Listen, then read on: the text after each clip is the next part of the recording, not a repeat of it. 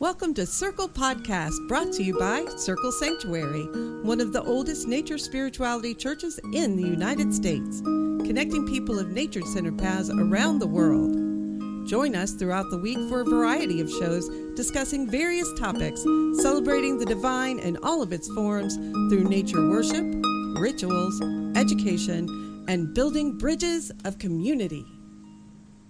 Welcome to Urban Unwitches, a podcast to educate, inform, and expand the pagan community. Please join our Discord channel, Urban Unwitches Podcast.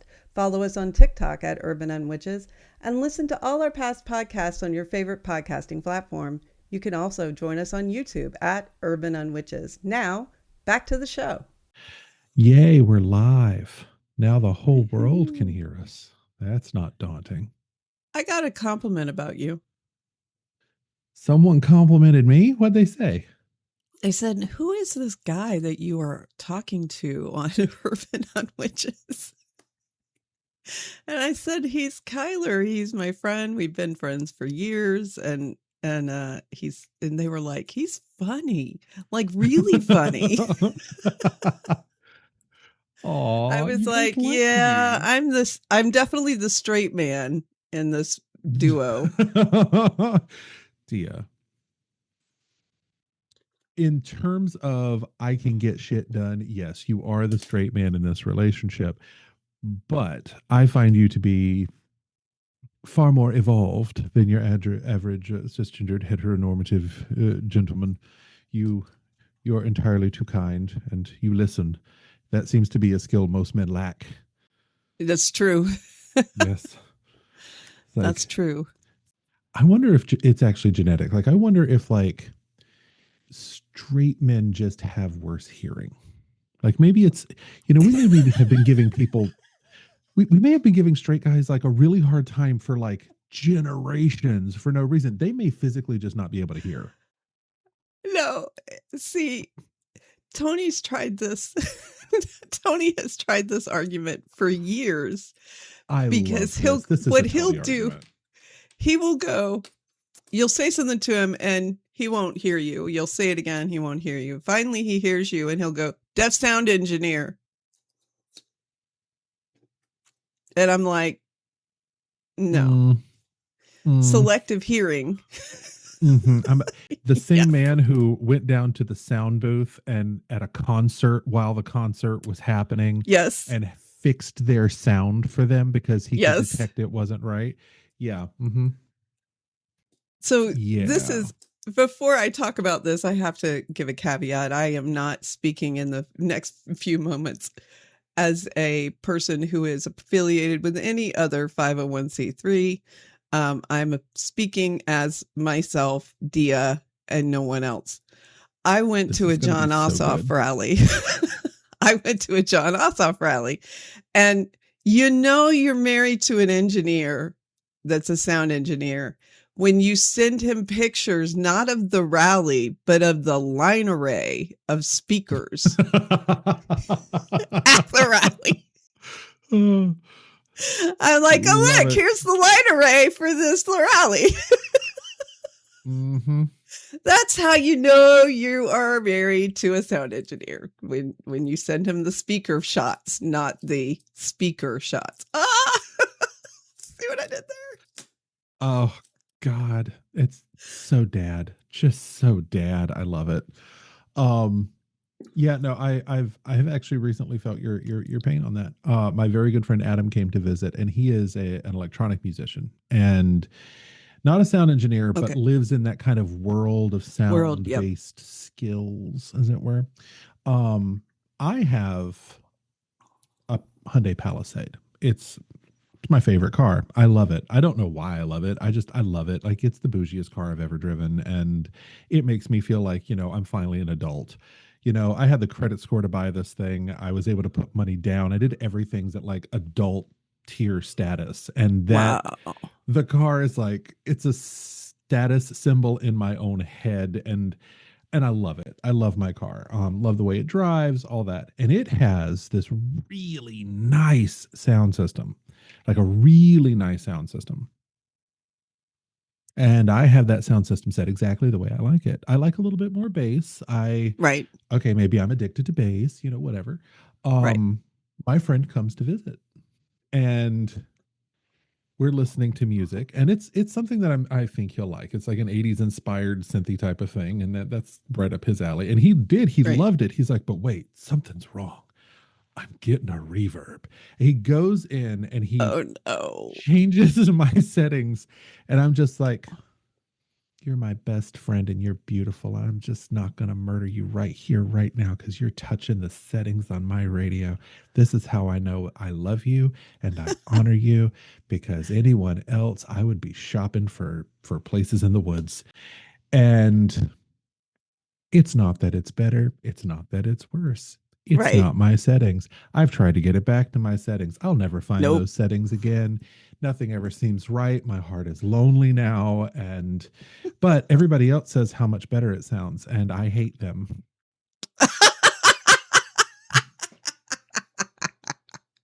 That's funny. Oh That's so God. funny.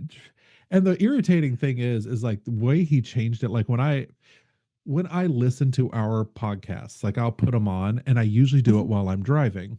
What was that? I wanted to make sure I didn't get lipstick on my teeth. Nobody saw it. They were looking at you. Okay. My brain fell down a flight of stairs. My medical alert thingy didn't work. I've fallen and I can't get up. Uh so the only time that not the only time, but the time I primarily listen to our podcast, because I listen to it to see how we sound, just how obnoxious was I? Because I have social anxiety. So I'm like, I'll get on here and I'll be funny. And then I'm like, maybe I was too much. Maybe I was obnoxious. Maybe my jokes didn't make any sense, because half the time I reference stuff that hasn't been extant in like 300 years. So, okay. And I'll listen to it. And I will fully admit that these sound settings, I can hear us better. Like they're arguably better settings. Adam knows what he's doing. He's very good at what he does. I Yep. hate it. Yep. I hate it. No, it's annoying. Though your No. laugh with the new settings is amazing. I love it. Oh. I will.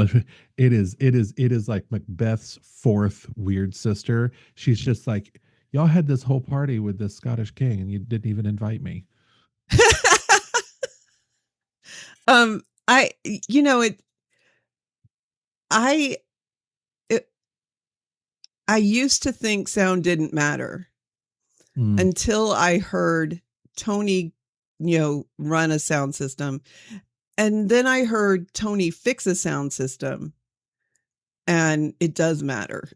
But now I know things like the bass is too loud because you can't hear the articulation of the speaker. These are words that now come out of my mouth because that's the way Tony talks. Yeah. It's weird when we absorb knowledge from them and then we're like, Yeah. this wasn't a thing I did before. No. We were at the Tabernacle in Atlanta, which is a music venue, and I took Cass, and we ended up in the balcony of the Tabernacle, which, you know how tight it is when you sit in a seat in an airplane, right? Between your knees and the front. Okay, this was half that size between where I was sitting and there was no room. I don't know how these bigger guys on our row their knees were up above the seat in front of them because we were so close to the row in front of us. My back is hurting just automatically hearing this. Oh my God, it was so bad. And I had never been to the Tabernacle, so I didn't know this was a thing.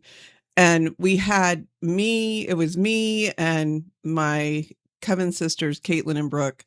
And we had to leave Caitlin on the floor in the wheelchair area. And then Brooke and I braved the stairs and went up to the first balcony. There are 3 balconies here. And so we went up to the first balcony, and I just took the first seat that I came to that was on the end that had a few seats next to it. Didn't really care where it was. It was just that I needed the end seat for Cass. And then halfway before the rally started, Brooke moved over a seat and we put Cass in between us because people kept tripping over him. And so that helped a lot too, because he was freaking out. The more he laid there, the more he was like, they're going to kill me out here and step on me. Ah. And so I put him in between us, and that helped. And I only had one person come up to me and go, can I sit in that seat right there? And I'm like, you can't see it. There's a service dog down there. And he was like, really? And I was like, yeah, really. There's a dog down there. I'm not lying. Like, it's a weird thing to tell you. Yeah, it's a golden doodle. It's a golden doodle that, so I have a golden doodle who looks so cute that he gets spontaneous awes everywhere he goes. Mm-hmm. Angelic even. But I have problems with his hairdresser who doesn't cut him like I ask. And so I took him to a new salon to get him groomed. And this salon, and I had a discussion, and I said, could you cut his ears back to the leather, and especially underneath, because he had mats in his ears, and they would preserve the majesticness of the ears to hide the mats. Instead of cutting the mats out, just cut them. It's hair. It will grow back. And then we looked at his tail, and I said, you see this majestic tail? And he goes, yes. And I said, cut it in half, because people step on his tail, right? And you don't want people stepping on your dog's tail. So, and then I had him get the summer cut, which is the lowest you can go without being bald. And he came back, and Tony was like, oh, that's interesting. Did they do a good job? And I'm like, this is exactly what I wanted. This is what I asked for. Does he look anymore? Not as much. Do I care? Not really. About to say, this is a dog. But have you tried an Aveda salon? Well, this guy did. I would go back to this new guy because he listened to me and he wrote down things, and he seemed to get right away. I was like, this is a working dog, and I can't get people to groom him as a working dog. He can't have a majestic tail. It's not good for him. And I haven't ever met anybody yet who believes me that he's a working dog, and because he's so cute. So I don't care how cute he is when you're finished. I care how functional he is when you're finished. And so he's much better. And to be fair, nobody stepped on his tail when he was sitting on the end. So they were more likely to step on him totally. But, it was a small space. So yeah. So Brooke was like, this is a choice you've made for your dog. I was like, hey, I like how he is. Just leave him alone. Well, as Saint Tatiana of the Drag Race always says, choices. Mm-hmm. Mm-hmm. That has become my life philosophy. And so yeah, go ahead.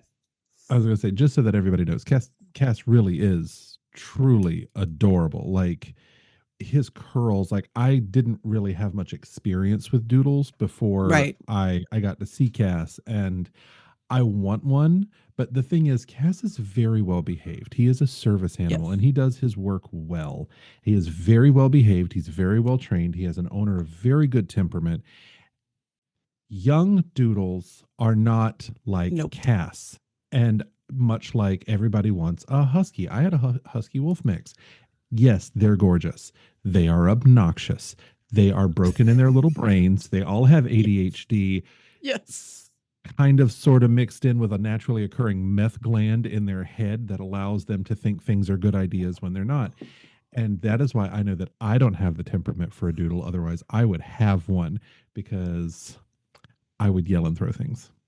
I have had a woman come up to me and go, is that a golden doodle? I said, yes, ma'am. And she said, but it's so well behaved. I I was like, he's Yes. been trained. Yes, but I trained my dogs. They're not like this. I was like, yeah, no, you didn't train your dogs. The dogs have you trained. That's what I'm hearing. The dogs have you trained, but you didn't train your dog. No. And Cass is very picky eater. And he has trained me to do this. He loves his Crunchios. They're a product that you can buy at Hollywood Feed. They're great, very low calorie treat that you can train with. He loves them. I love them. They're great. But he has trained me. I'll put his bowl down and then he'll just sit there and look at me and look at the Crunchios and look at me and look at the Crunchios and look at me. And then I'll break down and I'll run him through what I call his little basic training cues, like touch and high five. And these are just things that he can do that were part of his major training that led to other things. So I'm doing all this stuff with him. And then I crunch up some Crunchios into his bowl and then he will eat. And the other day this happened and I went, oh, dang it. He has trained me. He has trained me to feed him Crunchios before dinner. So, yeah. Yes. He's smart. The other thing he did the other day. People are just as trainable as dogs. Yes, they are. And Cass the other day I was at my hairdresser's and normally there's a rug he lays across the room where he can see me, but it's across the room and he's not in the flow of traffic. This day, he refused to leave my side. And I was like, that's interesting. Why? That's different. This is different. Okay. But my hairdresser didn't care. There wasn't anybody else in the salon, so it didn't really matter. So then he starts talking to me again, not something he's trained to do. And he'll yawn and when dogs yawn, they're trying to relieve stress. And so he would yawn and then shake and you could tell he was stressed, but I couldn't figure out why. Finally, the hairdresser's finished and I go to stand up and immediately get dizzy and sit back down. And I realized that Cass, because he wasn't right beside me and couldn't be near me because of the chair I was in, was communicating that I was in a bad way. The only other way he knew how, which was to talk to me. He would go, arr, arr, and then whine. And he was alerting, but across the room because that's all he could do. And that's why he wouldn't leave my side. So I was very impressed at his ingenuity to still alert, even though we weren't right up next to each other. Normally he touches me with his nose or he'll lean. He likes to lean. He'll lean into me real hard. And that's when I know that I need help. But I should have known something was wrong when I went to get up, he jumped up and took the position that he takes when I lean on him. And to stand up, I'll lean on my dog and shake my legs and let my pressure equalize. And he took that like instantaneously. And I was like, you're just being weird. What's the matter with you? And this is what happens to people who have service dogs, right? Because over time they will find what works for them and screw your training. They're going to alert the way that they have learned you will pay attention to. So if you don't pay attention to the subtle cues, they will move on to the not so subtle cues, which is why people who are epileptic often have a dog that in the home that will attack them to try to get them to sit down before an epileptic seizure. They're not really attacking them. They're roughly trying to bring them down to the ground before the seizure. But it's one of the ways before they fall. It's one of the ways that, I've met several people whose dogs did this and then they trained them to be a service dog. And you have to train that out of a dog because you can't have the dog knocking you over. But you teach the dog that you'll listen to the subtle cues. Well, I wasn't listening to Cass's subtle cues, so he moved on to not so subtle. And my hairdresser was like, "Why is he talking? He's always quiet." I'm like, "Yeah, I don't know. This is a new one on me." He's trying out something new. Well, we're going to see if it sticks, you know? Right. We'll see if it works. The problem is it worked, and so he's more likely to do it again. Mm-hmm. I may have trained my dog to talk to me when I'm not in a good space, but that's okay. Well, you know, I just love that is the tone, the point that we come to, because today we're talking about subtle cues and not so subtle cues, like, and not so subtle cues. The fall of justice in Western civilization. You know, little light-hearted topics like human rights and basic equity and respect for people.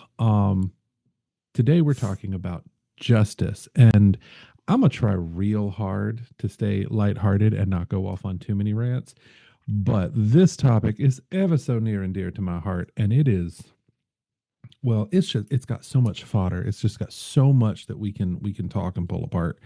And with any luck, I won't have to like be edited later because I'm yelling and just pacing around the room, because God knows there has just been so much in the news lately. Like, yeah, I'm going to go back to what Michael said all those months ago. Why are we in the dumbest timeline? Why are we dealing with this? Why is this an issue for right now? I don't understand. So, well, we may need you to bring Cass in for therapy or something later. Therapy, yeah. We'll need those golden curls. Well, they're gone. They got shaved off for the summer. A sign of the times in which we live. You make me want to call him in so you can see. We can definitely do that. I'm always down for some cast time. You talk. Let me call him. Okay. Cass, well, come. I don't know what to say whenever she gets up. I don't have a brain until she's here and actually talking to me. That's not fair. Come. Besides, this dog is absolutely adorable. Oh, there he is. Cass, come. Lake. Okay, Lake. Good boy. See? Oh, he's so cute. Oh, he's all adorable. Yeah. Oh, he's adorable. You're a good boy. I'm wanting a doodle again. It's a bad idea. It's just in general a bad idea. Bad idea. I do not have the amount of time that they require. So we talked about how best to open a topic on justice and witchcraft and all of that. And you know, we've done this once or twice before, and we thought maybe now would be a good time to do it again. I wanted to open today with a prayer. And this is a prayer to the goddess Justica. Now, an interesting thing about Justica, she is the template upon which the Lady of Justice, you know, with the sword and the scales and all that, our Western concept of justice, and her name comes from Justica. And an interesting thing, the Romans had a goddess for everything. There's literally a Roman goddess of plumbing. Her name is Cloacilla. Like, I'm not kidding. It's a thing. So the Romans were an incredibly practical people. Okay, they didn't invent anything, but they stole the key to that patent office and they had it on lock. Right, like the Romans had Justica, and there's always a concept of justice from one culture to the next. Sometimes it's a little more eye for an eye. Sometimes it's very kind of Librian, you know, very egalitarian, very measured back and forth. The Egyptians had this really amazing idea, or a goddess named Ma'at, which was like intense personal responsibility, like complete, untempered, unmerciful. If you owe any portion of responsibility in that, don't call on her. in the guise of arbiter, because if you bear responsibility, you're gonna pay too. Like, Yep. no, the idea is nobody's ever completely innocent. Right. But every day I look at the news, I look at our Supreme Court, I look at Mm. our federal judges, I look at every level of one of the three supposedly co-equal branches of government. And I am reminded of what happens when people compromise on Hmm. the important things. Now, compromise is how societies function. I'm not saying that you pick a lane and that's always it. You never compromise. It is absolutely necessary, and the art of compromise is a very important thing. But today, we have seen our core principles compromise. And as people of faith, as somebody who has been a community leader, and I'm sure Dio will echo this with me, there are certain things that you can never, ever, ever, ever compromise on. Hmm. Personal integrity, moral and ethical certainties. When you approach leadership from a perspective of ego, you are fundamentally missing the point. Yep. And I've a leader recent. I think it was Talarico in Texas. Which, oh my goodness, if we can pull that off, that's every prayer for the last 5 years answered. But he said that it was a time to return to service based leaders, Yes. and that was the thing that always struck me when the last tradition that I was a part of. I was having a conversation with the mother of that tradition, and the idea of what is a high priest or a high priestess came up. Hmm. And it was very much, what is a high priest or high priestess? And she smiled in that way that she does, and took a sip of her glass of Sancerre, because she was never far from a glass of Sancerre. And she said, to be a priest or priestess is to be a servant to the gods and a community, a bridge between the two. To be a high priest or high priestess is to be the first amongst servants. Hmm. It is your job to facilitate that community and help people to understand themselves and their relationship with the powers that be. Right. Leaders in a secular community, it is their job to bridge the voice of the people with the Right. manifestations of the people's wants. That Right. is not where we live. And when you move from that core imperative, you get all of the different abuses, the overages, the insufferable rejection of respect that Right. we are seeing everywhere. And so that is our topic today. And we wanted to start with a prayer. It's not the shortest prayer in the world, but you may have discovered I'm not exactly brief. Brevity is not one of the gifts the gods has ever given me. So for all of our listeners, take a moment, take a deep breath, center yourself, and lift your internal voices up with me. Lady Justice, holder of the scales, goddess of mercy and fact, we ask that you let us feel your presence in these hard times. Look with mercy upon a world fractured and fearful, in the distant lands where wars of choice rage, where lives are lost in fire and ancient grievous flare anew. Grant wisdom to leaders, restraint to the powerful, and solace to the innocent caught in the crossfire. Shield those whose very existence is under siege, where trans souls face attack and erasure, where our LGBT brothers, sisters, and kin endure condemnation and rollback of hard won fights.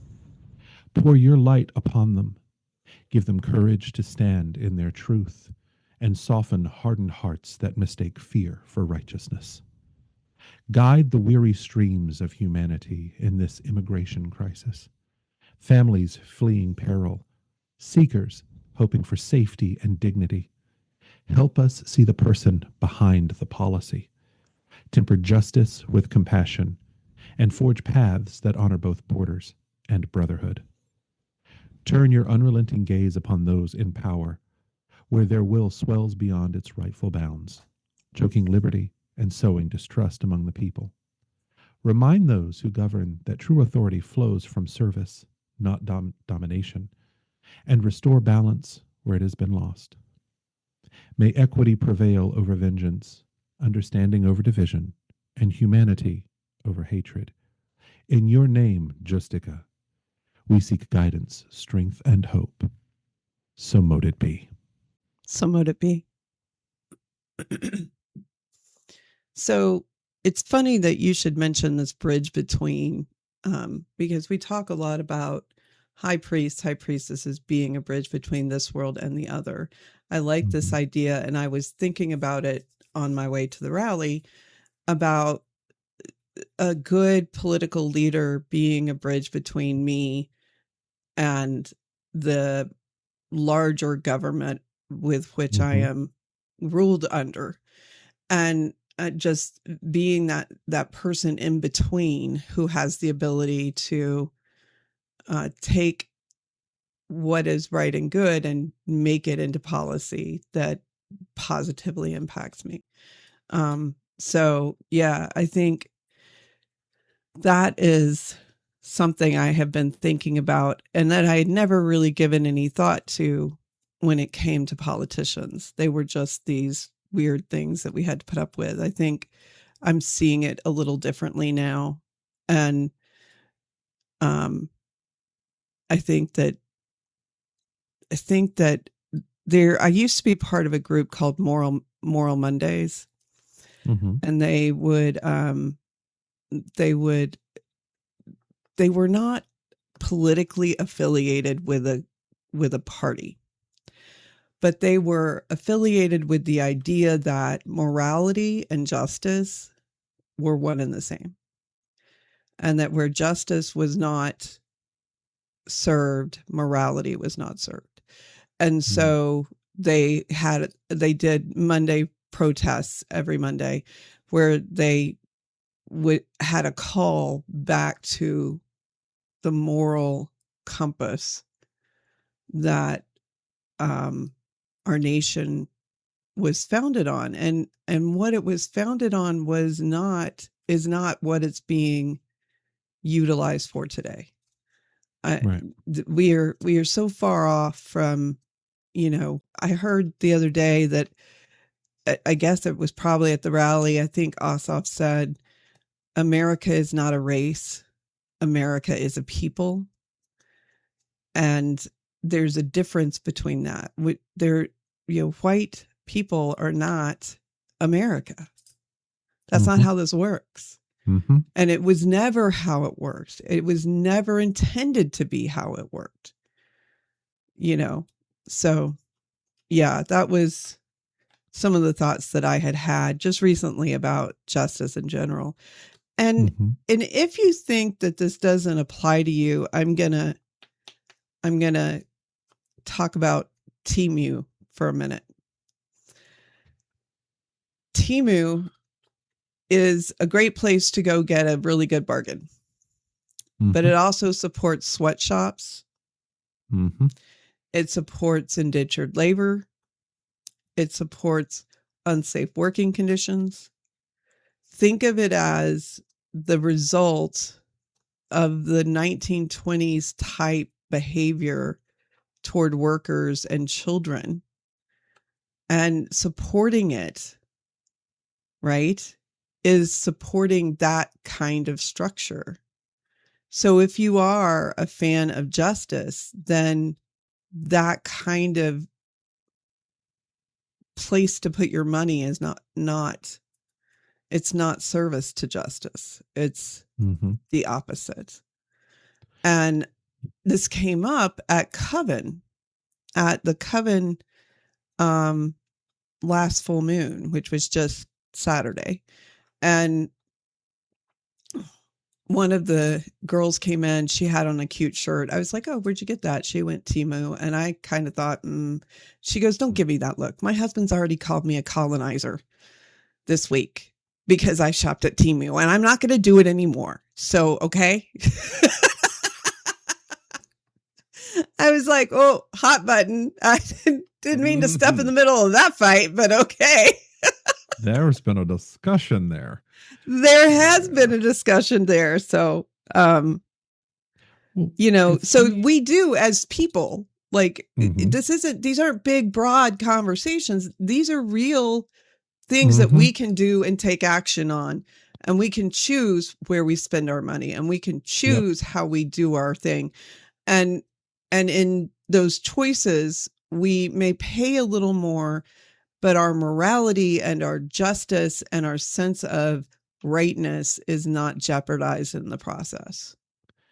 Oh, completely agree. And I mean, whether we like it or not, we live in a capitalist society. Here, our money speaks louder than any other voice. Yep. Like when you think about right now what's happening in the consolidation of the news world, the entertainment world, you've got the Ellisons trying to take over CNN and Paramount and all this other stuff. You are about to have allies of a moral and political outlook that does not represent the majority of what America believes. And they are about to control the pipeline of information and the ability to use words and information to craft public sentiment. It is an awesome power, and it's about to be in the hands of people who have absolutely no moral compunction about lying to the American people. So, a couple of interesting things have happened in the last week. One, and I've been vibrating with the desire, the excitement to share something with you. Citizens United? Yes. Hawaii found a way around it. Shut up. Yes, thanks to a template created by Hawaii, we may have a way to finally not so much kill Citizens United, but control it and negate its impact. So this is for everybody who's listening, and I promise this justice and the craft and justice and all of that, this definitely ties in. This is not just a wide wobbly tangent like we normally go on. The Citizens United was a decision made by the Supreme Court. I believe it was a 5-4 decision where basically businesses are entities. They are legal entities that have the right to preserve themselves and to defend themselves and all of that. As such, it is boiled down to the concept that money is free speech and that businesses have the right. So think about it. Think about a company like Microsoft, Amazon, Tesla, all of them. They have the ability to sink massive amounts of money into our political and legal system. All right. Shouldn't be the legal system, but as long as Alito and Thomas are on the Supreme Court, let's face it, it's there. All right. Well, under Citizens United, we'll put it this way. In 2006, across all of government, $5 million was put by private companies into our political system. In the last presidential race alone, it was billions with a B. Now, we deal with millions and billions as conceptual numbers often, but when you think about how much money $1 billion actually is, it is insane how much power that has. Well, the state of Hawaii has, I think it was a unanimous decision, changed their laws. They realized that, yes, businesses have the right to use their resources for legislative purposes, but they don't have the power. See, a business is not a person. A business is a legal entity that is given birth by the state that grants it its rights and responsibilities and powers. That is literally what it is. Within our country, a business is granted existence by the state that is granting it the right to exist. Well, there is no law, there is no amendment, there is no precedent, there's no anything that says the state cannot limit the powers it bestows upon the legal entities that it is creating. So Hawaii has put in a very clear sentence in its articles of incorporation for any business that is incorporating in Hawaii. You are not allowed to put money into political systems. You cannot lobby in that way. You can't buy off officials. You can't buy elections. You can't do all of that. Whenever somebody on CNN or MSNBC or all of them, or even Fox, when they start talking about dark money, that's what they're talking That's what they're about talking because about. yep, you don't have to report it. These businesses are able to send all this money to politicians and then not have to report it. And that is how you get a system that's one of the major pillars of the system that we're dealing with today. We are dealing with capitalism run completely amok with none of the safeguards, none of the controls put in place. And justice is a slow moving beast. It has to be. It has to be slow and it has to be measured because by its nature, it has to meet the needs of everyone. And it cannot do that by making quick, rash judgments. Also can't do that when half of your highest arbitrating body is paid off. Mm-hmm. Like, Mm-hmm. sorry, like I hate to say it, but Absolutely. as far as I'm concerned, Clarence Thomas is Yep. just an awful human being, and Yep. Alito is right there with him. They are bought and paid for, and that is Absolutely. a complete and utter travesty. So, Citizens United, one of the single worst things that has ever happened to legal thought. They have a way around it. Now, from what I understand, and I haven't been able to do a ton of research into it because life has been really crazy the last week and a half. 14 other states are moving to pass similar measures. Right. And that's why a lot of these gubernatorial races are going to be so important because Mm-hmm. you want to put people in who can make those changes in Mm-hmm. your state so that this doesn't, we can take the money back out of politics and as much as Yep. possible. There's always going to be money in politics. It's Yeah. universal. Yeah. But there is a way to curb how much money it is. And there was some discussion. And again, I state that when I went to John Ossoff's rally, I went as a free and right citizen of myself and not a representation of some other group or entity. But one of the things John Ossoff talked about was making a constitutional amendment against it. Mm-hmm. But in order to do that, we have to own the Senate. We have to Yep. own the House. We have to be in power. And that's the only way to Mm-hmm. do that and get that passed. And it should be passed. And what's Right. interesting, and Ossoff made a point to say that if he asked people if money should be in politics, that he's never had anyone say that it should be in politics. Yep. Everybody across the board, regardless of affiliation, has said, no, money shouldn't be in politics, but Mm-hmm. it is. It It is. is. And, Yep. And it needs to change. well, as There are a wealth bunch gaps of get books. larger too, it gets Yeah. worse. Yeah. And there's a bunch of really good books out about moneyoutofpolitics.org is one that you can join that is looking at how ways to get money out of politics and things like that. So there's a lot of good books out there that you can Mm-hmm. read about how this system works now, if you can stomach it, reading it. Yeah. Yeah. Well, another Yep. another really good one, Rachel Maddow. I love me some Rachel Maddow. She wrote a book on Russia's economy, on a single like a single commodity economy, and how Right. it is just the recipe for corruption. The other thing is, and if we can, like, I will send it to you. I would like in the listing of when we post this, a Yeah. link. There's a episode. It's a clip from an episode of Velshi that the way he put it broke much of this down just perfectly. Like, I don't want to like necessarily endorse one specific like talking head or anything or correspondent, but like the way he broke it down is like a little 10-minute clip explained the root of a lot of our problems. So Yep. data centers are Oh my God. massive energy hogs. They're becoming a huge issue. And the funny thing is like in today's society, everything is about extremes. Our algorithms are pushing us further and further apart every single day. The problem is that will happen for a period of time, but humanity will always kind of level set itself. We'll Right. reach a critical mass and then we become numb.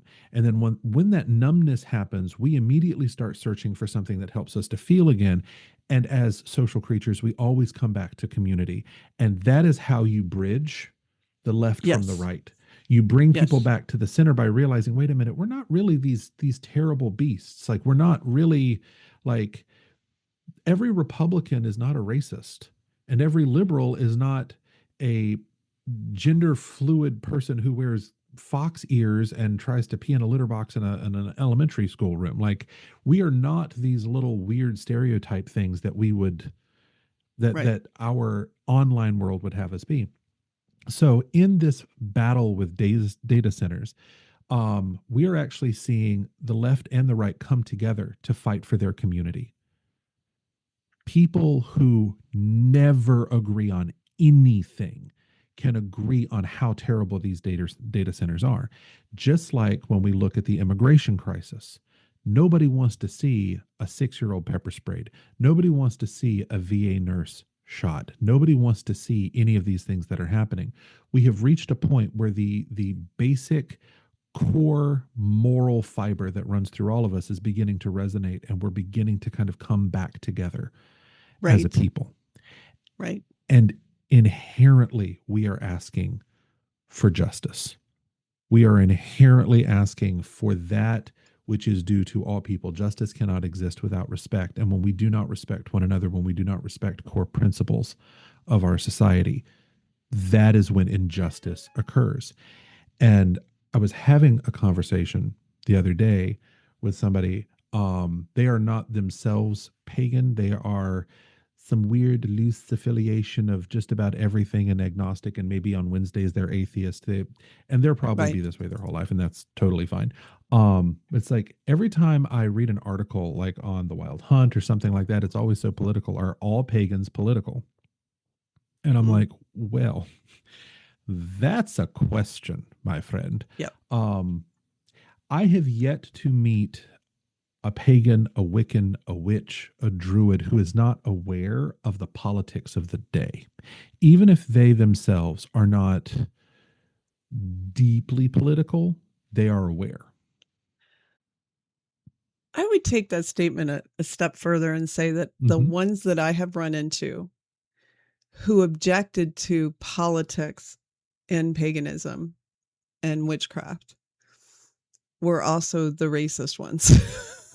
Like They exist, yeah, sadly. they exist, and they were the ones that had a limited view of what justice should be, right? Mm-hmm. And you can't look at witchcraft especially, Mm-hmm. and not understand the political ramifications of witchcraft in general, the practice, the legality of whether or not being a witch is legal, that all of that has to do with the politics of people trying to control others, right? And that control is counter to justice. And so that puts witches on the side of justice, whether they want to be or not. Because these laws, when you talk about freedom of Mm-hmm. religion and these things, you have to know, you hear me. I have said this 3 or 4 times. My opinions in this podcast are my own as a free citizen, Mm-hmm. and not mine of, not that of any other entity I'm approved of. The reason I have to do that is because of the litigiousness of this administration, right? Mm-hmm. Before, nobody would have cared, but there was a reason. There is a justice involved reason why this is becoming an issue, and it has to do with the Black church, because the Black church has been the center of the civil rights movements in the South Mm-hmm. forever, always been, right? Martin Luther King was a pastor first. People forget that. And so you have to understand that these issues are being played out in front of you, whether you are cognizant of it not or not. And I think you need to be as educated as you possibly can when it comes to it, because that famous saying from Nazi Germany, first they came for the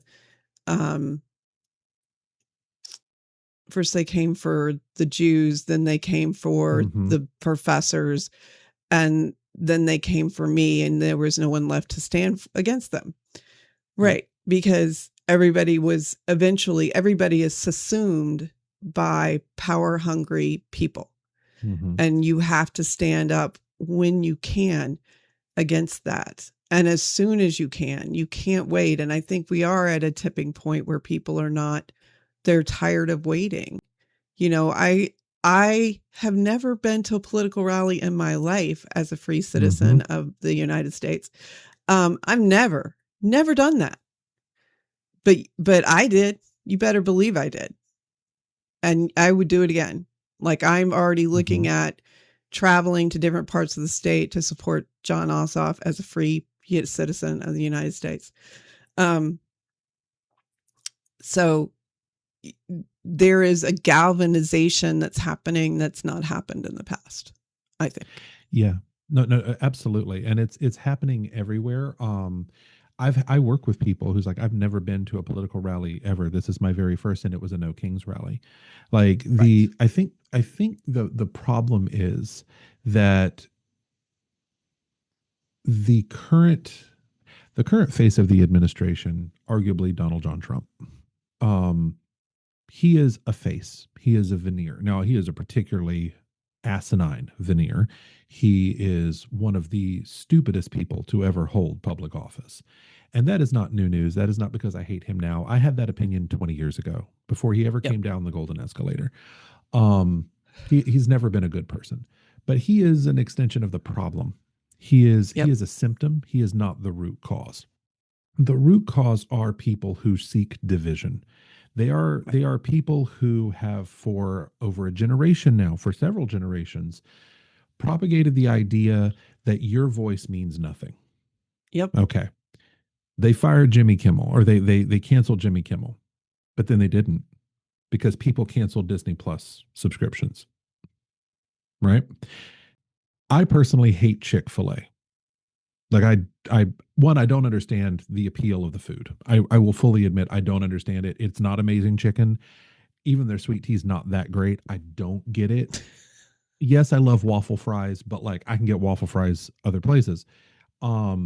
This is also a note to other chicken places: make waffle fries there, because everybody loves the texture. It's great. Anyway, I don't understand why Chick-fil-A has this stranglehold over so much of the South, except it's become a political issue. Everywhere there's a Chick-fil-A, there are lines wrapped around the building. And it's as much an identity issue as anything else. Okay. It's also their Polynesian sauce, because the sauce is pretty good. I will give them that. That Polynesian sauce is fire. But, well, and they've done a good job of saying we're not that bad. But they are. I'm not saying that they aren't. I'm saying that they politically and in marketing terms have done a good job of saying we're about kindness and love and Christian charity, and don't look behind the curtain. I mean, they've done an excellent job of that. Right. Well, I mean, here's the thing. They're not that bad. Okay. The idea that they're not that bad. Americans are beginning, and they have for a while now, but more and more people are beginning to realize that where you put your money is the thing that you're agreeing to. What you allow is the thing that you agree to. Okay. So if I go out and I give my money to a company that hates, or doesn't hate, hate's a strong word, that does not support, say, gay marriage, like Chick-fil-A. Right. I am giving them the money under Citizens United by which to exert power and control.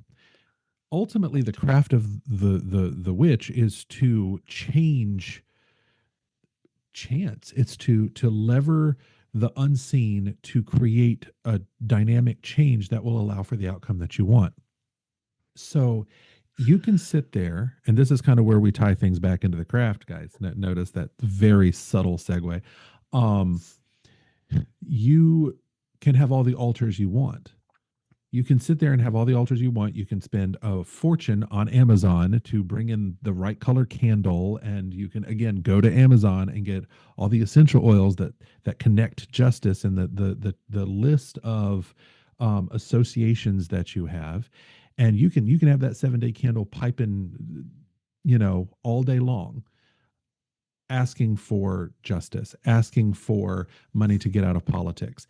The irony of ordering something from Amazon for a spell to get money out of politics is the most beautiful metaphor for where we are right now. It is an irony that is so sweet. You have to point at it and say, wow. And I'm not judging people specifically for buying from Amazon. Right. If you don't you could know be what buying you're from doing, Temu. Or you could be buying from a local shop. Right. You could wait a day or two. Better yet. Better yet, you could be buying from a place that has sourced holistically. You could be buying, and yes, it's going to be a little bit more expensive, and especially right now when the cost of everything is going up. But the problem is you have to make a stand. You have to make a stand somewhere. You have to go to the Ossoff rally. You have to go to the No Kings. You have to stand up, because the thing, okay, rant incoming. If you complain constantly about all the things you wish you could change, but you never do anything to change it, don't lecture others about morality. You have the power to enact change. That, as a practitioner, is what you do. Your choice as an upright hominid human person, you have the power to make change, and not everybody can go and do the same thing. I'm not judging you or guilting you for not going to a rally. I'm saying you've got to do something. You've got to do something. You remember The Nanny with Fran Drescher? Okay, yes. Love it. Love Fran Drescher. There was a scene where her and her friend Val are talking to someone, and Val says, "Oh, I've done everything to lose weight except for diet and exercise." Mm-hmm. Like, you've got to do something. And in the craft, like for people who are tired of hearing about politics and justice and all this in the craft, you have to understand that that's where we come from the very beginning. Anybody who says, when did Star Trek become socialist and woke? From the very beginning. The first interracial kiss on primetime television.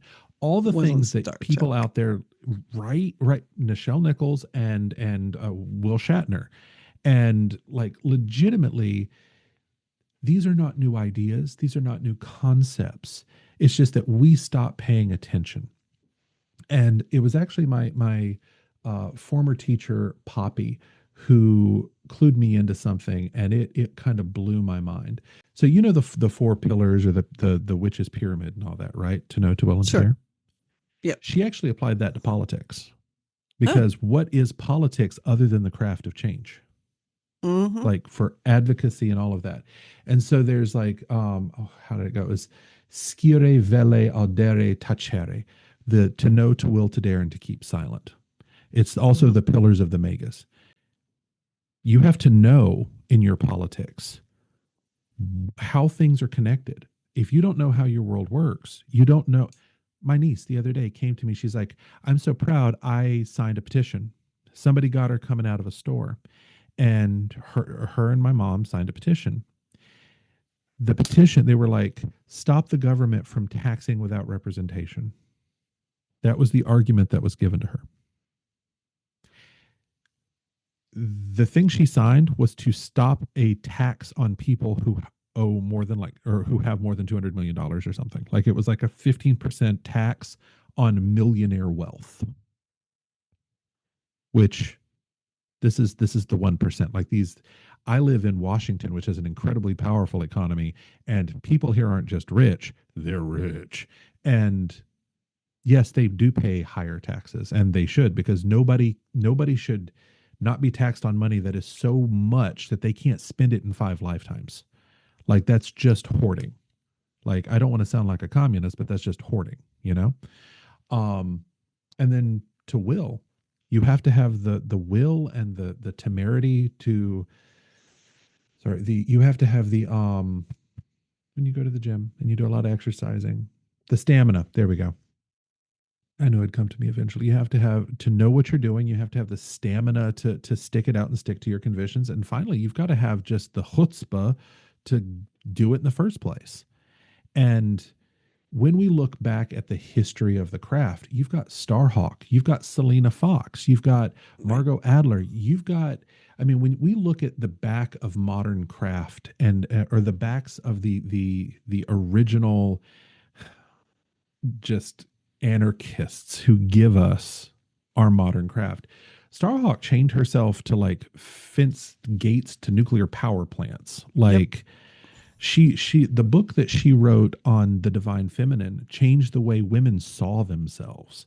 Margot Adler gave the craft to generations of people by legitimizing it, by looking at it in a measured, anthropological, well-written way.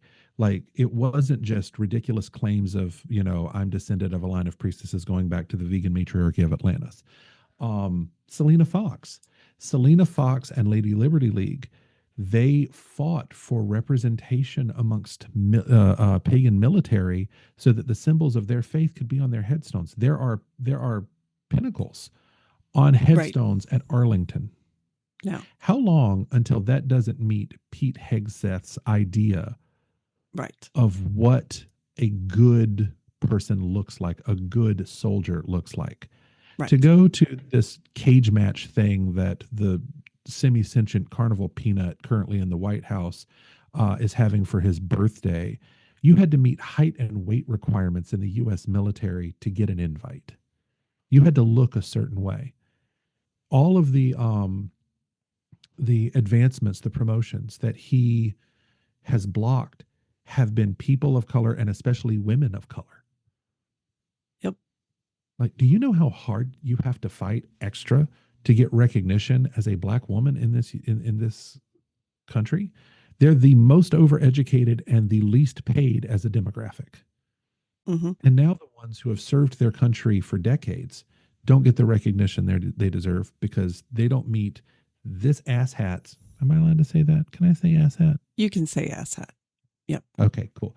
This unmitigated, bow-legged, swamp donkey, lazy-eyed piece of shit ass. Sorry, I went a little bit farther.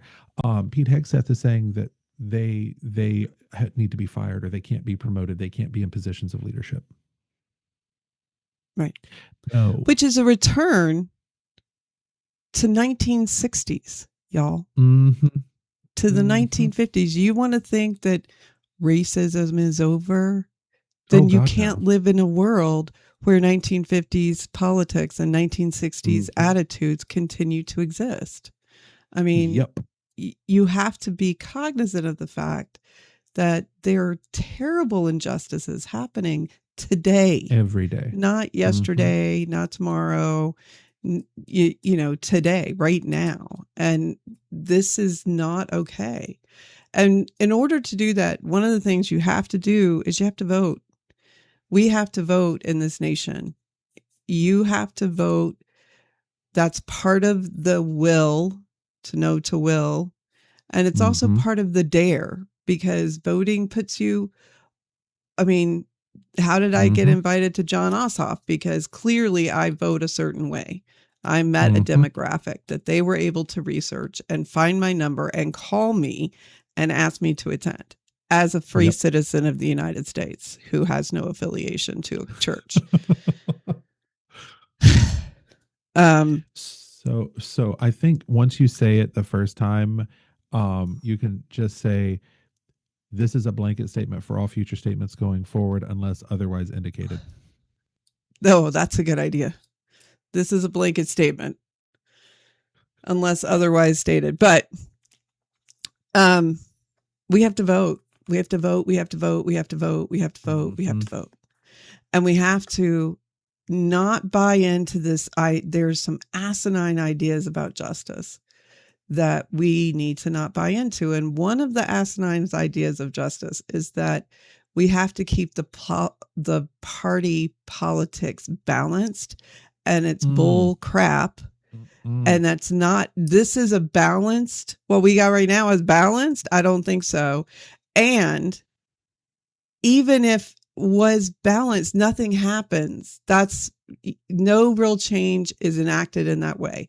You have to turn it all over. There was a time where I always voted against the incumbent because I didn't want them to get entrenched. That time has passed. I will not vote for a certain party affiliation, period, full stop. I actually did research so that I knew the judge's affiliation for the Georgia Supreme Court that I voted for. So I knew I wasn't voting for the wrong party. And I think there is a right party and a wrong party. I think that there is a party that is for fear mongering. And if they're not, they should be working within that party to change their narrative. And clearly, the people who want to change the narrative are fewer and fewer and farther between, right? Here's the thing. I don't believe in bigger government. I believe in better government. But I think that the other party has you snowed because they say they're not for bigger government, and yet they want to limit who can go to what bathroom. They want to involve themselves in your bodily fluid. That is bad government. They want to involve themselves in what people do in their bedroom. Bad government. They want to involve themselves in who people can love. Bad government. That none of that should have anything to do with the government. It's not their business. They need to get out of it. They want to control my body. Bad government. 100%. It's my body. So you guys really have to consider what it is you're voting for and why you're voting for it. And you can't fall prey to these little manipulations and lies that are being propagated by the other side. And it's not like you don't know they're liars. We all know they're liars. It's so easy to tell that they're a liar.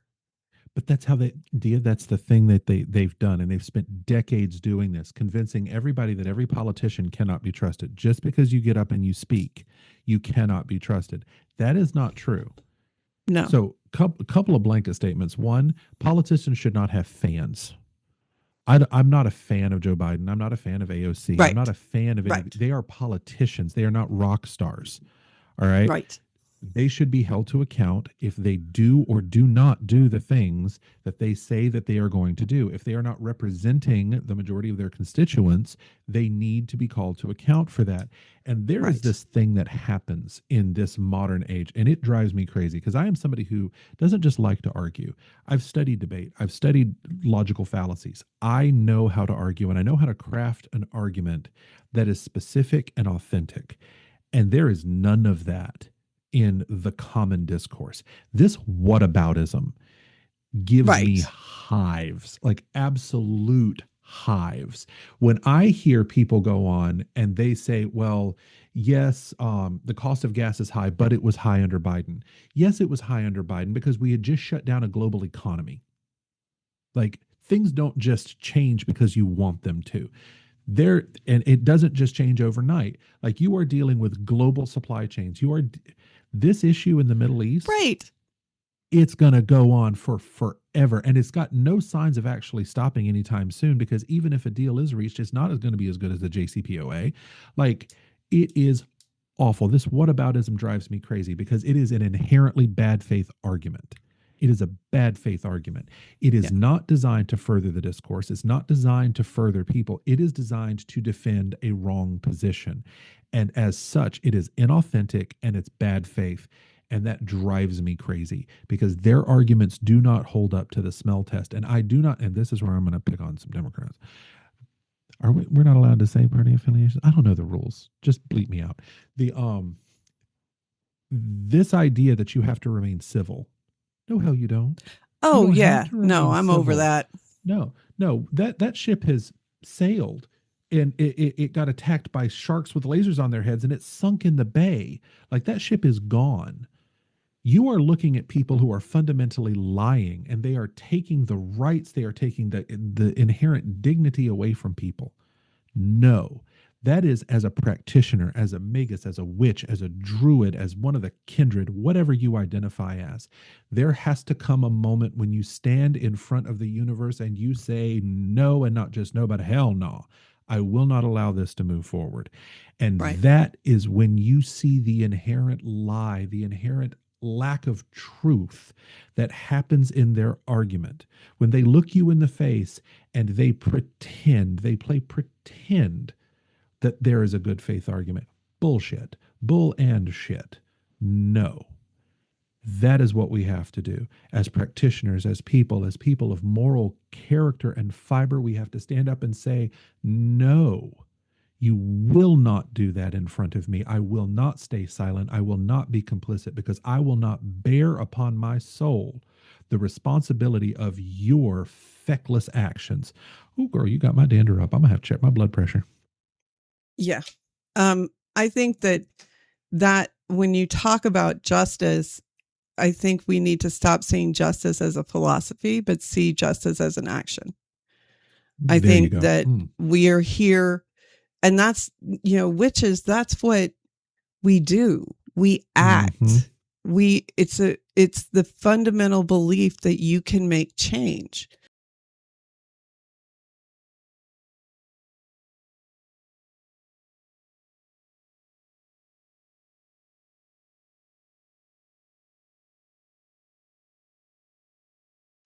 And if you believe you can make change, the first thing you need to do as a witch is go get Michael Hughes's book, Magic for the Resistance. That's the first thing you need to do.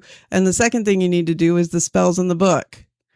That's what you need to do. You need to be doing those spells and getting your friends to do those spells and having those spells done.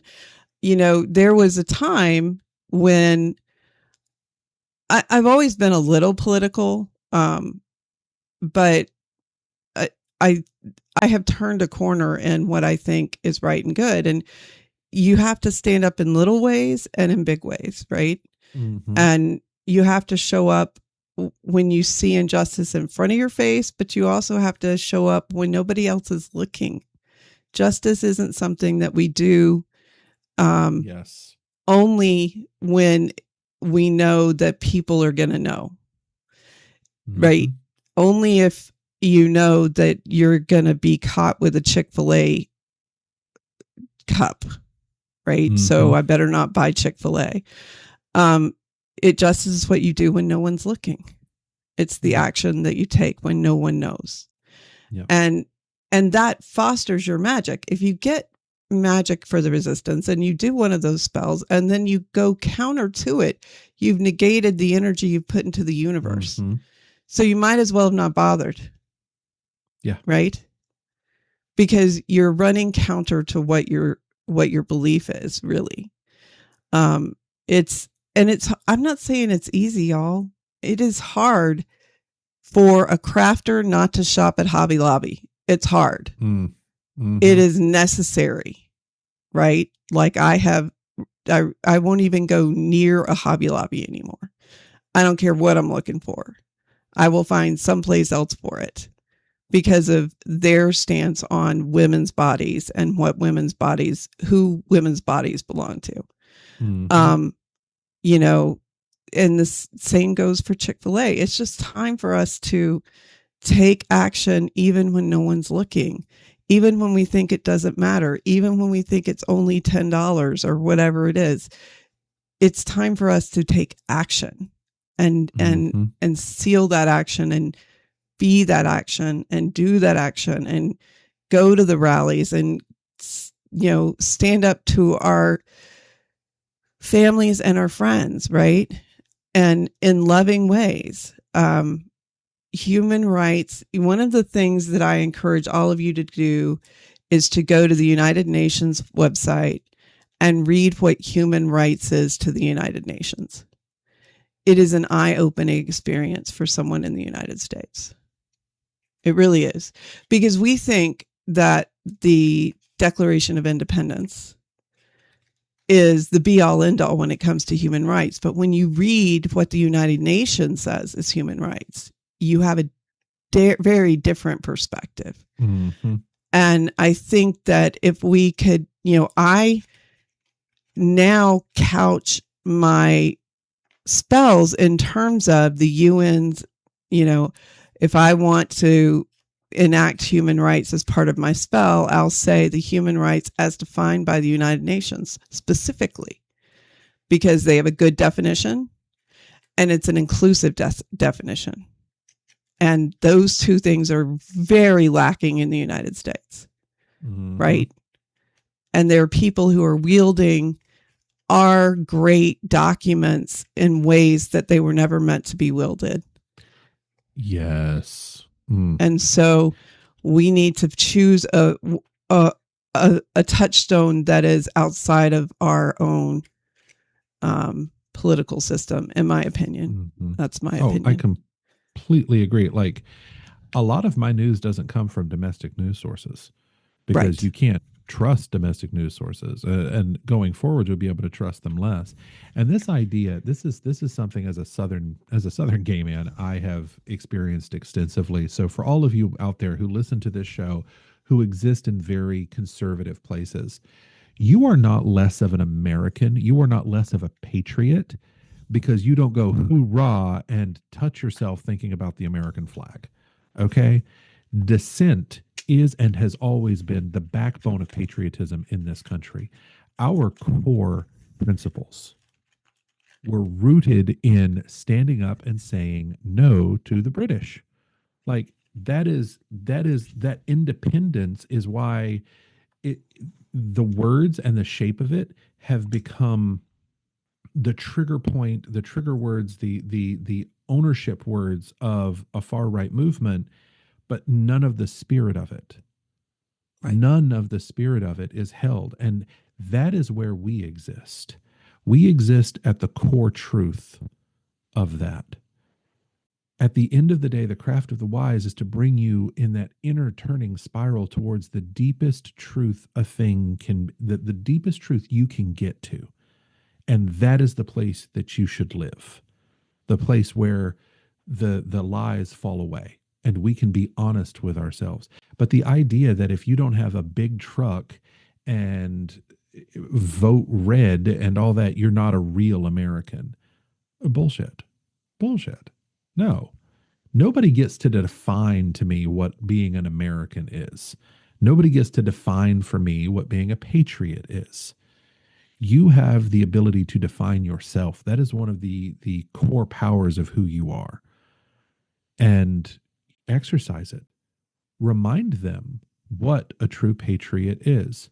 That is someone who will call truth to power every single time, who will stand in solidarity with the weak. And you don't have to be a pagan to do that, because I am very, very clear on what the Bible says about standing with your neighbors, about taking in those who are the least of us. Like, if you are a person of morality and faith, Thea said it before, stand up. Everything that she said, the beginning of every single statement she said was stand up. And as the country and western song used to say, if you don't stand for nothing, you'll fall for anything. Yep. Yep. Whew. Oh, this is a big one. It's been intense. Up today. It's been so intense. It's been intense. I think I want to take a minute just before we sign off and just say that freedom and justice are not outside of our reach. Whether it's not shopping at Temu, not shopping at Chick-fil-A, not shopping at Hobby Lobby, whether it's doing those little acts of defiance, because that's what they are, acts of defiance, whether it's voting another act of defiance. Whether it's speaking up when you hear people being racist, that's an act of defiance. Pick the act of defiance that you are comfortable with and start doing that act of defiance. And get educated about the elections in your area and make sure that you have an ability to vote. For women, that means get your passport in case they try to further change the laws of what makes a woman eligible to vote. Things like that. So just we have momentum now. I think we have momentum in a way we haven't had in a while. I think people are beginning to get galvanized because November is coming and there's going to be a big change in November. I believe it. I'm naming it and claiming it, that there's going to be a big change in November and we're going to see some things be different. But that's only true if we all act together and act in the same direction. And so we have to act in the same direction. The approval rating of our high chief is the lowest, lower even than Nixon. Lower than Carter. Yeah. Right. So, well, Nixon was the lowest before. Right. No, this is based entirely on energy crisis and cost of living. Carter, specifically for that, that was why Jimmy Carter, amazing human being, he got saddled with a crappy situation. Bunch of crap situations, yeah. But Nixon was corrupt. Right. The Nixon administration had the lowest overall rating. And now it is our current commander in chief. I swear, it's like this administration saw everything Nixon did and was like, hold my beer. Like, y'all watch this. It's like, Jesus. Watch this. Watch what we're going to do. Seriously. Jesus Christ. Oh, God. So, but there is hope. And that's, I don't want to leave you with this idea that there's not hope. There's hope. I think there's hope more now than there was 2 years ago. I think we're beginning to see the pendulum arc and to its zenith, and is going to come swinging back down the other direction. And our job is to get behind that push and see how far we can take the restoration of America, because that's what it is. We need to restore America and make America great again. No. We need to, as John Ossoff said, we don't just need a restoration of America. We need a reformation of America. Yes. We need to change the political systems in the United States so that this doesn't happen again. And that is what we want to hear from our good politicians, whether they're right, left, or center. I don't care. A good politician is going to understand that there's a rot in our nation and it needs to be gouged out like the cancer that it is. That's what I have to say about that. But there is hope. Right. There is hope. And it is found in respect, and it is found in not listening to a word and a sound bite and a trigger point. Right. It's actually engaging. You know, the internet is not real. The internet's not a real thing. And I recognize the irony that our voices are coming to you now through the internet, but the internet's not a real place. We spend so much time there. We together are creating it as a real place because so much is going in and coming out of it. But it's really just a meeting place for people's ideas.